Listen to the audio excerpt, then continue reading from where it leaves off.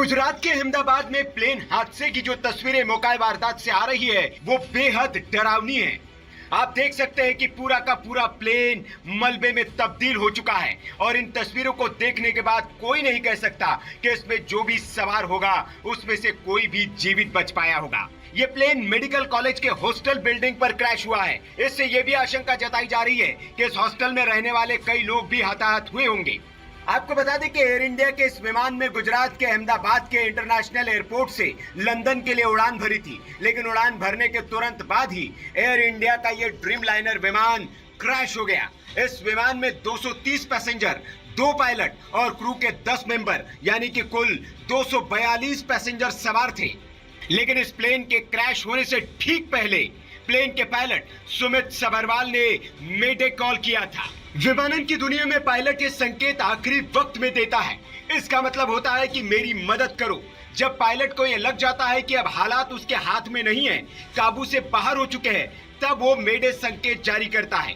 Boeing 787 को उड़ा रहे पायलट को बहुत अनुभवी बताया जा रहा है। उनके पास 82,000 घंटे उड़ान का अनुभव था। जानकार ये भी बता रहे हैं कि दरअसल विमान में कोई गड़बड़ी बहुत शुरुआत में ही पता चल गई थी। हालांकि इस संभावना से भी इनकार नहीं किया जा सकता कि स्थितियों को जज करने में पायलट या एटीसी से कोई गड़बड़ न हुई हो। पायलट कैप्टन सुनील सबरवाल ने मेडे का संकेत तो दे दिया, लेकिन गड़बड़ी को सुधारने या ठीक करने का उनके पास वक्त ही नहीं था। विमान कुछ ही क्षणों में नीचे गिरने लगा और देखते ही देखते आग के गोले और गाढ़े काले धुएं में तब्दील हो गया था। जानकार बता रहे कि इस तरह की कोई गड़बड़ बहुत ऊंचाई पर होती है तो पायलट को सोचकर कुछ करने का वक्त भी मिलता है, लेकिन जाहिर है कि पायलट ने उड़ते ही मेडे का संकेत दिया, यानी उसी समय उसे लग गया था कि हालात उसके कंट्रोल में नहीं है। मेडे शब्द फ्रेंच के मैडर यानी कि मेरी मदद करो शब्द से लिया गया है। 1927 में वॉशिंगटन के इंटरनेशनल रेडियो टेलीग्राफ कन्वेंशन में इसे आधिकारिक आपातकालीन कॉल बनाया गया। पायलट इसे 3 बार दोहराते हैं, मेडे मेडे मेडे, ताकि एटीसी इसे तुरंत समझ ले और बाकी रेडियो संदेशों के बीच ये साफ सुनाई दे। ये कॉल इंजन फेल, आग, दबाव में कमी या किसी ऐसी स्थिति में दी जाती है जहां तुरंत मदद की जरूरत होती है। जानकारी ये भी मिल रही कि अहमदाबाद हादसे में पायलट ने टेक ऑफ के 2 मिनट बाद ही मेडे कॉल दिया था। उस वक्त विमान सिर्फ 625 फीट की ऊंचाई पर था। इससे साफ है कि पायलट को तुरंत किसी गंभीर समस्या का एहसास हो गया था।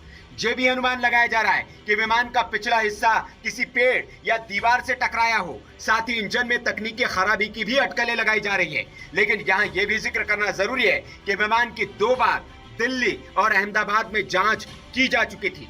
वे टेक ऑफ के तुरंत बाद इमरजेंसी कॉल कर एयर ट्रैफिक कंट्रोल यानी कि एटीसी को कुछ बताना चाह रहे थे। हालांकि जब तक एटीसी की ओर से जवाबी कॉल किया गया, पायलट उसे रिसीव ही नहीं कर पाए। इसके तुरंत बाद प्लेन क्रैश हो गया। इस हादसे पर एयर इंडिया का बयान भी आया है। एयर इंडिया ने कहा कि प्लेन क्रैश होने के बाद फायर ब्रिगेड की कई गाड़ियां मौके पर पहुंची है। राहत और बचाव का काम किया जा रहा है। हालांकि इस हादसे में कितने जान माल का नुकसान हुआ है, इस बारे में अभी तक कोई आधिकारिक जानकारी नहीं आ पाई है। एयर इंडिया ने सोशल मीडिया हैंडल एक्स पर कहा है कि फ्लाइट AI-171 अहमदाबाद से लंदन गैटविक जा रही थी।